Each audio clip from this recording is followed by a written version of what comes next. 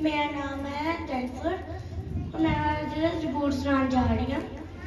मैं अपनी अखा पढ़ वाल चकांगा। मेरी सहायता कितों आवेगी? मेरी सहायता योगा को जो काश ते धरती का करता है, वो मेरे पैरों में डोलना ना दवेगा।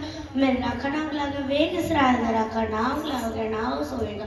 योगा मेरा राखा है, योगा मेरे सज्जे दसाया, ना जिन्हें सब चंद्र मारेगा, ना रात चंद्रमा यो सर बड़े से रक्षा करेगा।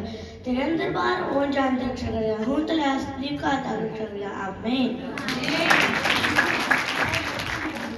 यहोवा मेरा याली है, मैंने कोई धुन नहीं होगी। और मैंने हरे हरी कान जान उठाता है, सुधा पानी को ले लेता है। मेरी जान भी जान पाता है, धर्म दे मार्ग च अपने नाम दे विच मैं अगुवाई करता है।